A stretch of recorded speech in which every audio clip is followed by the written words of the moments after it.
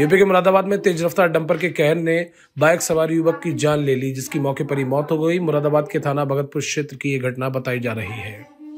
क्या नाम है आपका? मेरा नाम मोहम्मद आसिफ है। आसिफ भाई, क्या घटना घटी है यहाँ पे?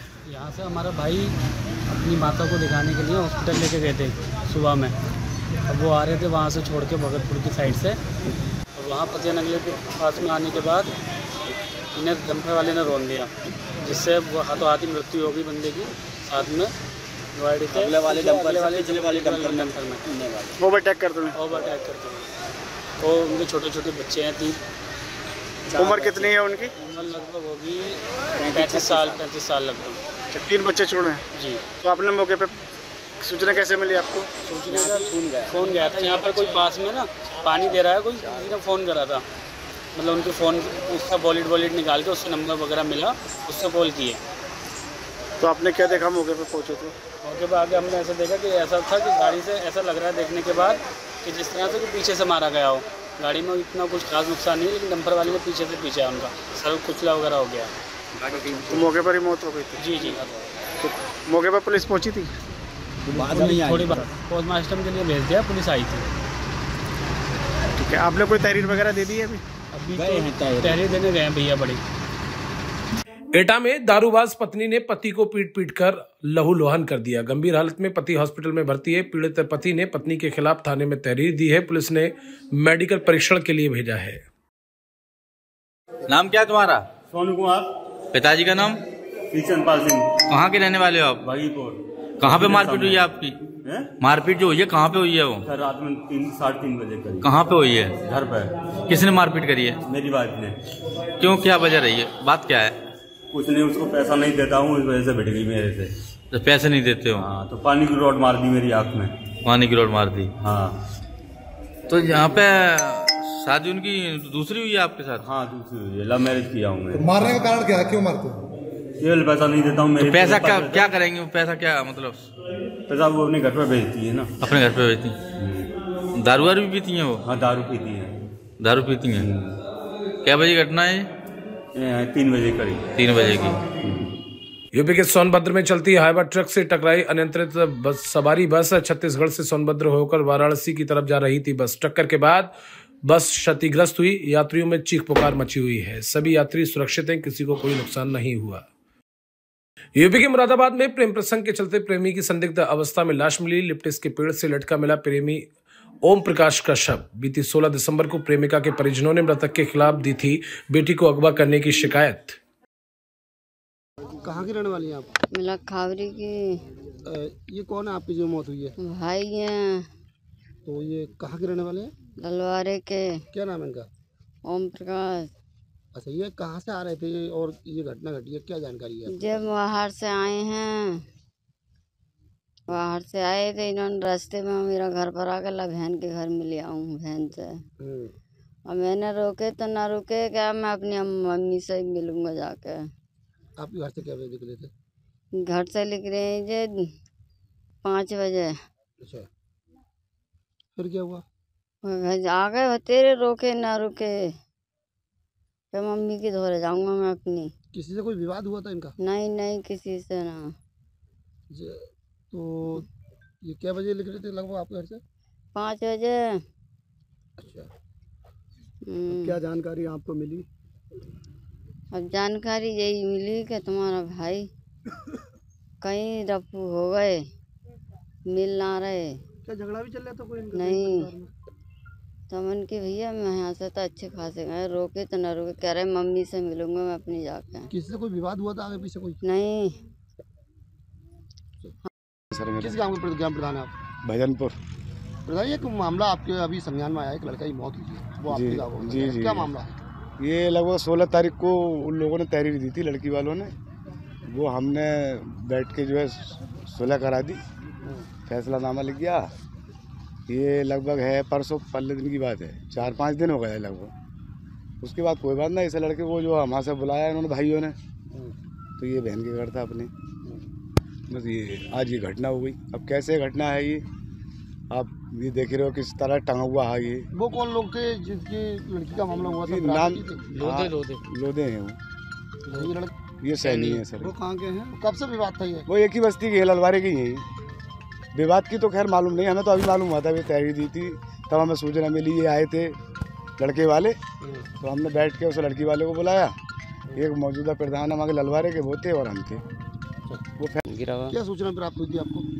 हमें तो ये हुई है, उनके झगड़ा चल रहा है एक लड़की के बारे में। लड़की से क्या चल रहा है, उन्होंने रपट वपट कर दी ही। कहाँ की है? वहीं की, मोहल्ले की, हमारी पड़ोस की। तो क्या लगा आपको यहाँ आपने देखा घटना स्थल पर आके, क्या लग रहा है? तो अब तो ये मालूम दिया कि कोई लड़का वहाँ कोई जो जमीन पे है। तो ये कहाँ से आ रहे थे और कब ये घर से निकले थे? घर से ये बाहर काम कर रहा है, बाहर से आया बहन के, हमने बहन के यहाँ रोक दिया ऐसे।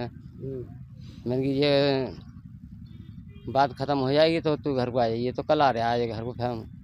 जो फैसला हो गया हमारा, पंचनामा भर गया। हाँ, तो घर को आ रहा है ये। जो फैसला कर रहा था? हाँ, तो बहन सेपनी की, तो बहन ने कही उन्हें कि कहा रुक जाओ, कल चले जाइए।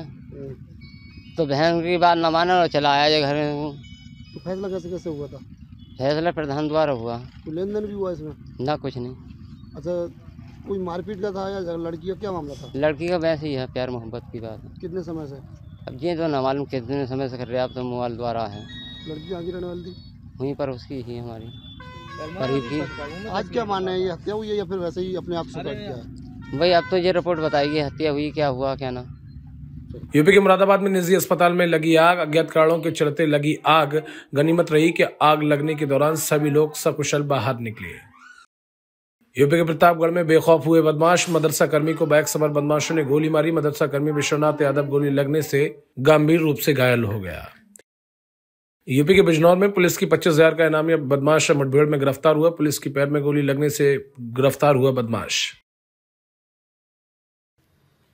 एक्टर मुश्ताक खान अपहरण कांड का मुख्य वांछित अभियुक्त लबी पाल उर्फ शांत चौधरी, जिस पर 25,000 रुपये का पुरस्कार घोषित था, इसको आज थाना कोतवाली पुलिस स्वाट सर्विलांस टीम द्वारा थाना कोतवाली क्षेत्र के मडावर रोड से एक मुठभेड़ के दौरान गिरफ्तार किया गया है। घायल बदमाश को उपचार हेतु जिला अस्पताल में भर्ती कराया गया है। इसके कब्जे से एक तमंचा, 3 कारतूस चले हुए, 2 कारतूस बरामद किए गए हैं। इसके कब्जे से मुश्ताक अपहरण केस में वसूले गए 35,050 रुपये भी बरामद हुए हैं। इसका एक साथी मुठभेड़ के दौरान अंधेरे का फायदा उठाकर भागने में सफल रहा है। ये पूरा गैंग शातिर अपराधियों का है। इनके विरुद्ध गैंगस्टर एक्ट में भी कार्रवाई की जाएगी। साथ ही इन्होंने जो भी संपत्ति अपराध के द्वारा अभी तक अर्जित की है, उसको संपत्ति को भी जब्त किया जाएगा। यूपी के बदायूं में संदिग्ध परिस्थितियों में हुई विवाहिता की मौत का मामला। मृतका के भाई ने दहेज की खातिर हत्या का आरोप लगाते हुए पुलिस को तहरीर दी और 1 वर्ष पहले पुलिस कांस्टेबल के साथ हुई थी शादी। सिपाही पति पर दहेज के लिए आए दिन मारपीट करने का आरोप लगा है। यूपी के मुरादाबाद में मकान में लगी भीषण आग। कुछ दिन पहले ही बंद हुआ था मकान में निजी अस्पताल, अज्ञात कारणों के चलते लगी आग।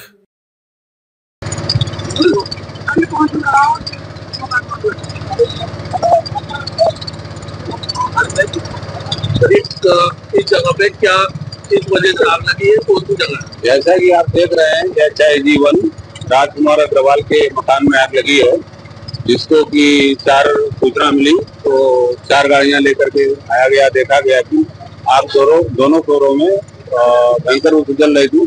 तत्काल अग्निशमन कार्रवाई करते हुए बुझाना प्रारंभ किया गया और आप देख रहे हैं लगभग कंट्रोल में है। थोड़ा बहुत आपसी इसको बुझाया जा रहा है। क्योंकि ये पूरा पैक्ड मकान था तो थोड़ा हम लोगों को अंतिम फ्लोर तक पहुंचने में थोड़ा दिक्कत हो रही थी, जिसको उचित वेंटिलेशन कराया गया और कुछ शीशे तोड़ने पड़े और तोड़ करके अंदर जा करके अंदर तक पूर्ण रूप से आपको बुझाया गया।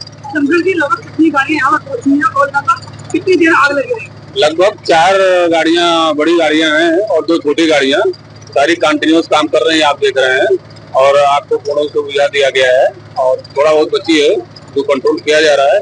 क्षति और बचत के संबंध में जानकारी की जाएगी और आग लगने का क्या कारण है ये जांच का विषय है। जानमाल का नुकसान कोई। कितने टाइम हो गया होगा? लगभग 45 मिनट और 1 घंटा समय लग रहा होगा, क्योंकि शुरुआती दौर में थोड़ा दिक्कत हुई क्योंकि पूरा पैक्ड था।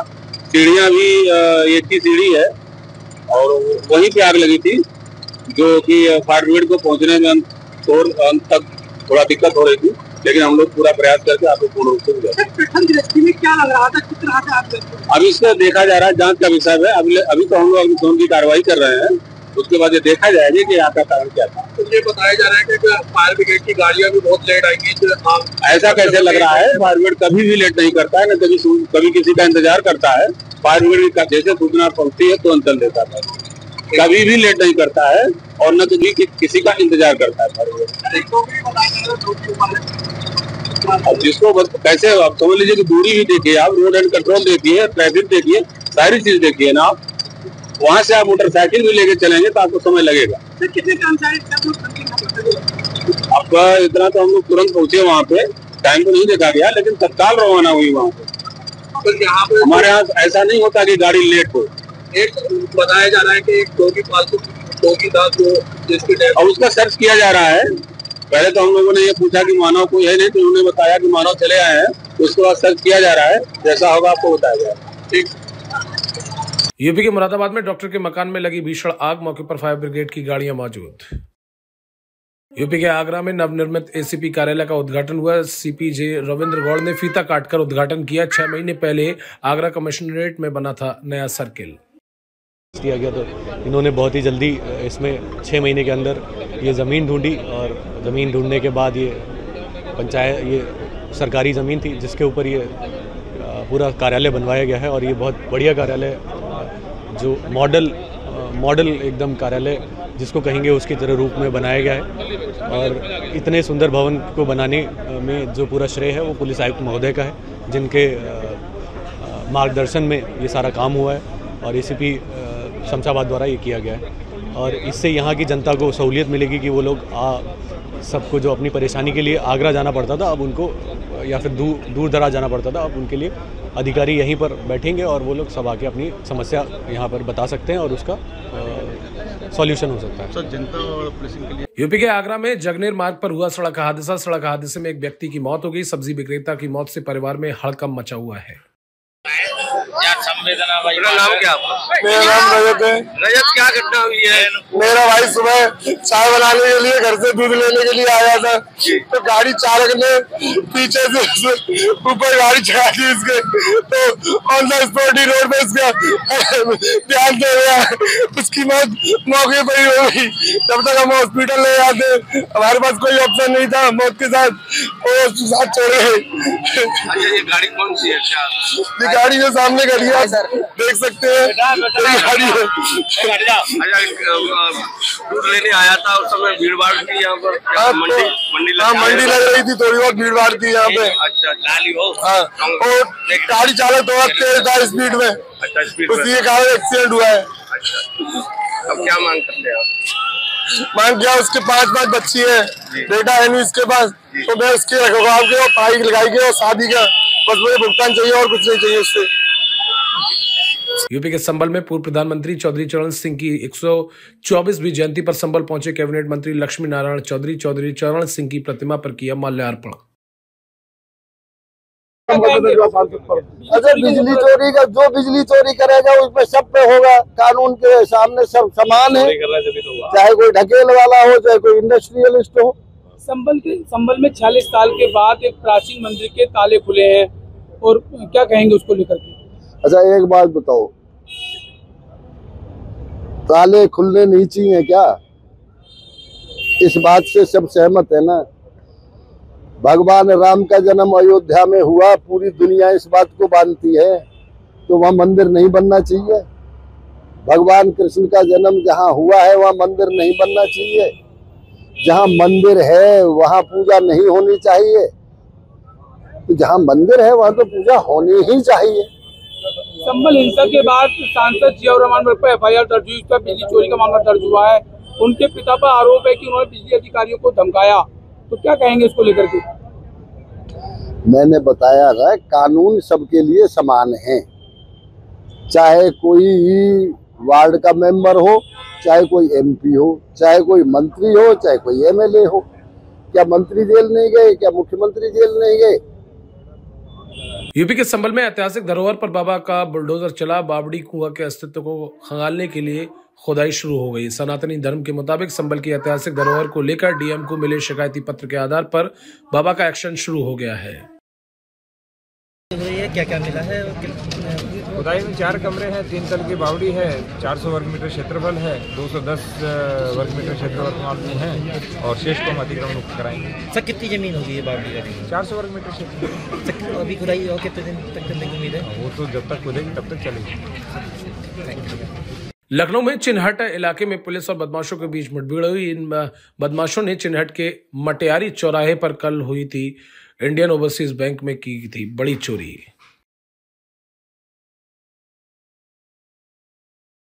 सर एक एनकाउंटर हुआ है, कौन लोग हैं ये और किस बात को लेकर के मुठभेड़ हुई है? ये आज दिनांक 23 दिसंबर 2024 को ये जो जल सेतु क्षेत्र पड़ता है ग्राम लौलाई के पास थाना क्षेत्र चिन्हट में कल की हुई घटना के कारण पुलिस द्वारा रेगुलर चेकिंग अभियान चलाया जा रहा था। इसी पे क्रम में एक मुखबिर द्वारा सूचना दी गई कि 2 संदिग्ध गाड़ियां यहां से निकल रही हैं जो कल की घटना से कनेक्टेड हो सकती हैं। इस सूचना का संज्ञान लेकर क्राइम टीम पूर्वी और थाना चिन्हट की पुलिस मौके पर पहुंची और चेकिंग अभियान उस एरिया में शुरू कराया गया। जब वो गाड़ियाँ वहाँ से पास हो रही थी तो पुलिस द्वारा उनको रोक के उनसे पूछताछ करने का प्रयास किया गया। इसमें से एक गाड़ी से एक व्यक्ति द्वारा पुलिस पर फायर कर दिया गया और जंगल खेतों की तरफ भागने का प्रयास किया गया। वह बाकी साथी गाड़ी बढ़ा के वहाँ से भाग गए। अब पुलिस द्वारा बचाव में सिखलाए हुए तरीके से जवाबी फायर किया गया जिसमें उस व्यक्ति के पैर पे गोली लगी है। उसकी पहचान अरविंद कुमार के नाम से हुई है, निवासी सीताकुंडी जनपद मुंगेर बिहार का है, रहने वाला है। इसके पास से कल की घटना से कनेक्टेड कुछ सामान प्राप्त हुआ है। पुलिस द्वारा व्यापक चेकिंग अभियान पूरे जनपद स्तर पर भी कराया जा रहा है कि जो भी और संदिग्ध लोग साथ इनके हैं उन पर भी जल्द से जल्द उनकी गिरफ्तारी या कार्रवाई की जा सके। उन पर अग्रिम विधिक कार्रवाई चल रही है, जैसा होगा अवगत कराया जाएगा। अरविंद ने ये बताया सर कितने लोग उसके साथ थे उस वक्त बैंक से? अभी उनको इलाज के लिए अस्पताल भेजा गया है, पूछताछ उनसे करी जाएगी, जैसा होगा अवगत कराते हैं। यूपी के लखनऊ में यूपी डीजीपी प्रशांत कुमार के साथ एडीजी लॉ अमिताभ एसपीसी में मौजूद रहे। वहीं आप सबको अवगत करा दें कि महाकुंभ 2025 का आयोजन यूपी पुलिस के लिए बहुत बड़ी अपॉर्चुनिटी है। आपने देखा होगा कि आज सुबह सुबह तड़के जैसे ही real time information Punjab police के साथ मिली थी, कितनी त्वरित गति से कार्रवाई करते हुए एसपी स्तर के जो जिला पुलिस अधीक्षक ने स्वयं एक स्विफ्ट एक्शन करते हुए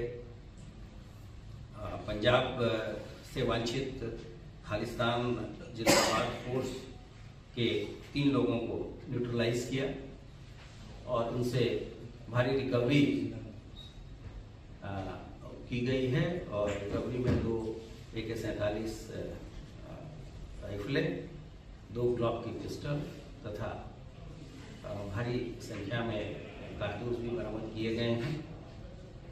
इन चीज़ों के बारे में जो माइन्यूट डिटेल है वो वहाँ के अधिकारी खुद एडीजी, आईजी तथा एसपी के द्वारा विस्तृत प्रेस वार्ता की जाएगी। लेकिन मैं यहाँ पर ये इंसिस्ट करना चाहूँगा कि हमारा येलो वर्टिकल है, लॉ एंड ऑर्डर का वर्टिकल है तथा अन्य स्टेट के साथ जो इंफॉर्मेशन शेयरिंग का जो हमारा सिस्टम है वो उसने रियल टाइम इंफॉर्मेशन को रिसीव किया और उसको तत्काल हमारे फील्ड में उसको भेजा हुई थी। हम लोगों ने इनको इंटरसेप्ट किया और उस दौरान जो एक्सचेंज ऑफ फायर हुए उसमें घायल हुए, इनको हम लोग अस्पताल ले गए और जहाँ इनकी इलाज के दौरान कोई मोटिव था क्या इनका पीलीभीत की तरफ आना, कोई पंजाब से इधर या छिपने की? आप सभी को अवगत है, जब पहले भी एक बार जब टेररिज्म पीक पे था तो कुछ तरह के क्षेत्र में लोग आते थे। लेकिन मैं ये भी स्पष्ट करना चाहूँगा कि स्थानीय लोगों का काफ़ी सहयोग पहले भी हम लोगों को मिला था और आज भी मिल रहा, और उसके कारण ही हम लोग ऐसे तत्वों को यहाँ बढ़ावा नहीं मिलने देते हैं। और ये तभी होता है जब स्थानीय जनता आपके साथ हो और इन चीज़ों को के बारे में सूचनाएं हम लोग को देती है। सर, इन लोगों की कोई मदद करने वाला भी था क्या पीलीभीत में जहाँ पर लोग थे?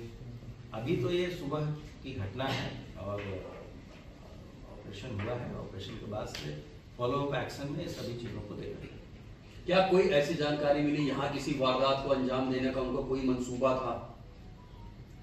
अभी तो ये जो घटना करके आए थे वहाँ से जो तो यही छुपने की बात थी। लेकिन अगर इस तरह के अपराधी इस तरह के फायर पावर के साथ कहीं रहेगा तो हो बहुत शांति और उसके साथ तो नहीं जाएगा। उसकी मंशा हमेशा रहेगी कि यहाँ चीज़ें यहाँ भी गड़बड़ी करें।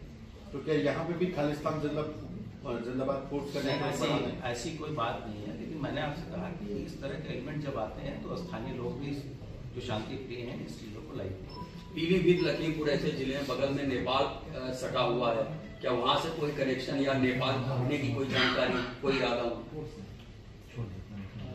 ये इतनी जो टेक्निकल इनपुट्स होती हैं, जो किसी ऑपरेशन के संबंध में जो सूचनाएं शेयर करनी थी आपसे, वो हमने आपसे शेयर की। और चीज़ें अगर कोई प्रकाश में चीज़ें आएंगी और अगर उसका प्रमाण मिलेंगे तो हम आपके साथ अवश्य शेयर करेंगे। पंजाब पुलिस ने इंफॉर्मेशन सिर्फ शेयर की थी या वो पंजाब पुलिस की टीम भी आई थी और इस उनकी टीम भी शामिल। बीते कुछ सालों से इनकाउंटर कहाँ है, कहाँ कोई लोकल बैंक कर्मचारी मिला जिसने बताया कि इधर से जाने ये अभी क्योंकि टोपोग्राफिकली जो बैंक है वो बड़ी ऑकवर्ड जगह पर है। इसमें कोई अतिशयोक्ति नहीं है कि बैंक के द्वारा जो सुरक्षा के उपाय होने चाहिए वो वहाँ पे नहीं थी। ये हम लोग बैंक के अधिकारियों से और उचित प्लेटफॉर्म पर इस चीज़ों को उठाएंगे। फिलहाल ये काफ़ी संतोष का विषय है कि चीज़ें हम लोगों ने 24 घंटे के अंदर ही सही बता। सर, साइबर क्राइम को रोकने के लिए जागरूकता के अलावा आप लोग की नए साल में क्या तैयारी है? जागरूकता के अलावा हमारी जो अपनी ट्रेनिंग है उसकी भी है, और साथ साथ हम लोगों ने, आप अवगत हैं कि हर एक जिले में एक थाना है, प्लस हर एक थाने पे साइबर डेस्क है, और विशेष ट्रेनिंग का आयोजन हम लोग कर रहे हैं। और इसके लिए बहुत सारे नए ट्रेनिंग मॉड्यूल्स भी भारत सरकार की तरफ से आए हैं, जिसपे हम अपने लोगों की इन हाउस ट्रेनिंग भी करा रहे हैं।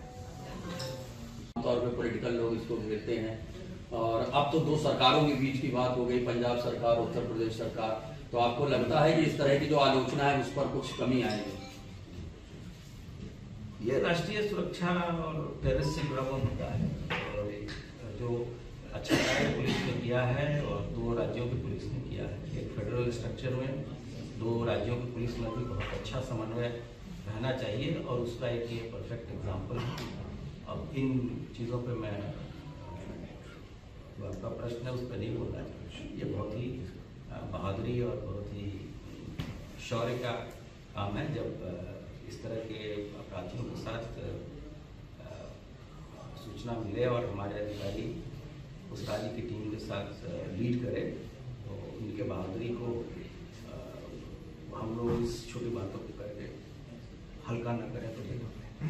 सर, जो चिन्हट वाली घटना है, इसमें ये सब कोई पर्टिकुलर गैंग है जिसने ये घटना को किया? अभी जो क्या कर रहे थे? प्रारंभिक सूचनाएं हैं, ये गैंग है जो कि बिहार से आया था, और ये लोग एक गाड़ी से चल रहे थे। इन्होंने यहाँ काफ़ी कुछ दिन रह के ज़्यादा सर्वे किया, ऐसी चीज़ें आइडेंटिफाई की, उसके बाद से घटना की, लेकिन त्वरित कार्रवाई करते हुए तो पुलिस ने इसमें सफलता प्राप्त। ये जिससे घटना हुई तो इसमें कोई लोकल का भी तो भी जो स्ट्रॉन्ग रूम है जो अभी तो यूपी के मुरादाबाद में फिल्म अभिनेत्री और पूर्व सांसद जयाप्रदा के खिलाफ NBW जारी किया गया है। कोर्ट में जिस तरह के समय गैर हाजिर रहने का आरोप लगा है। सर, आज फिल्म अभिनेत्री जयाप्रदा के मुकदमे में क्या अपडेट है? उनके बयान दर्ज हो चुके थे, उनकी जिरह शेष चल रही थी, तो पिछली डेट पर उनकी जिरह पूरी नहीं हो पाई थी। कई डेटों से वो कोर्ट द्वारा उनको सम्मन भी जा रहा था कोर्ट में आने के लिए, लेकिन वो अपनी हाजिरी माफी भेज रही थी अपने अधिवक्ता के माध्यम से, कोर्ट में हाजिर नहीं आ रही थी, जिसमें आज कोर्ट द्वारा उनके NBW करे गए उनको बुलाने के लिए। इसके पहले भी कभी पूर्व में हुए थे, जब वो बयान दर्ज कराने नहीं आई थी तब हुए थे। अच्छा, किस मामले में का मुकदमा ये चल रहा है? ये यहाँ के जो मुरादाबाद के पूर्व सांसद थे STSN जी, उनके द्वारा जयाप्रदा जी को तवायफ कहा गया था, और गवर्नमेंट कॉलेज में इसका आयोजन किया गया था, जहाँ पर मन से नाजम खां, अब्दुल्ला आजम, STSN आदि लोग शामिल थे। नारी सम्मान को लेकर इनके द्वारा अभद्र टिप्पणी की गई थी, जिससे संबंधित मुकदमा पंजीकृत है, उसी में ही चल रहा है। इसमें जयप्रदा जी पीड़िता है, जिसमें इनको तबाह। यूपी के मुरादाबाद में बसपा से निष्कासित पूर्व सांसद गिरीश चंद्र जाटव की प्रेस कॉन्फ्रेंस हुई। बसपा नुकसान की तरफ जा रही है, पूर्व सांसद गिरीश चंद्र जाटव ने कहा। और क्या कुछ कहा, सुना देते हैं आपको।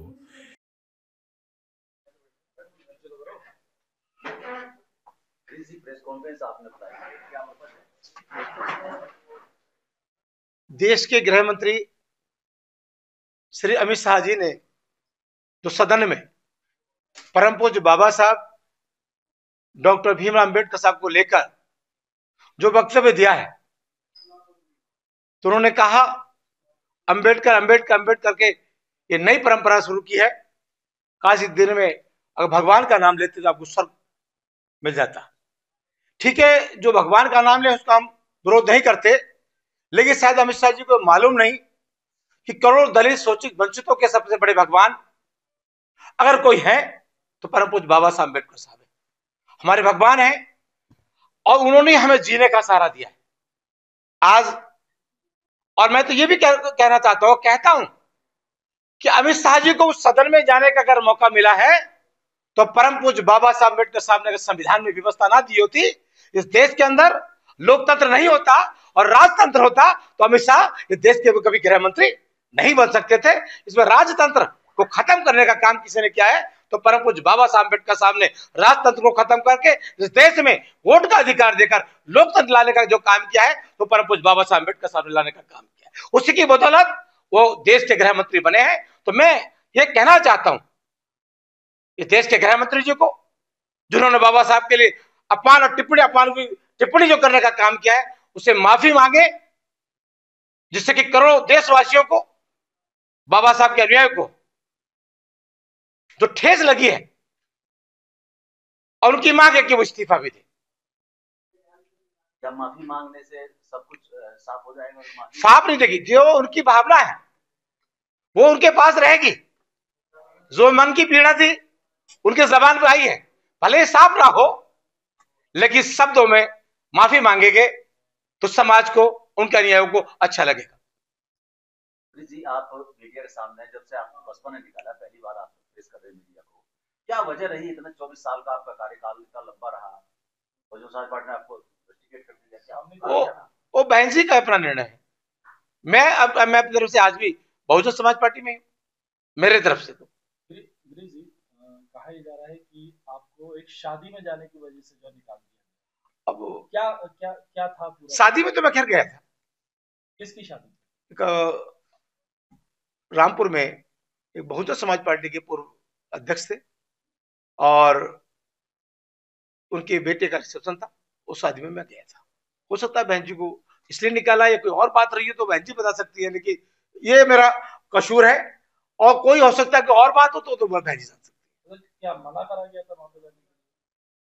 अब मैं गया और उसके बाद ये निर्णय हुआ है, तो मना करना ना करने का तो फिर कोई औचित्य नहीं रहता। किसी अन्य पार्टी से नहीं, मेरा कोई संपर्क नहीं। आप 24 साल 25 साल से बसपा जुड़े हुए हैं, बसपा धीरे धीरे डाउन जा रही। पश्चिम उत्तर प्रदेश की बात कर रहा हूं मैं, पहले वीर सिंह जी को निकाला गया, फिर आपको निकाला गया, आज बसपा कहां खड़ी है? आज की तारीख की बात करें, पश्चिम उत्तर प्रदेश की बात करें, आज बसपा का जवाब, क्योंकि अब मैं बसपा में नहीं हूं, इसका जवाब बहुजन समाज पार्टी के लोग देंगे, उनके कार्यकर्ता देंगे, उनके पदाधिकारी देंगे। अगर ऐसा चलता रहा जैसे चल रहा है तो नुकसान की तरफ जाएंगे। आगे क्या निर्णय होगा? मेरा भी कोई निर्णय नहीं है, और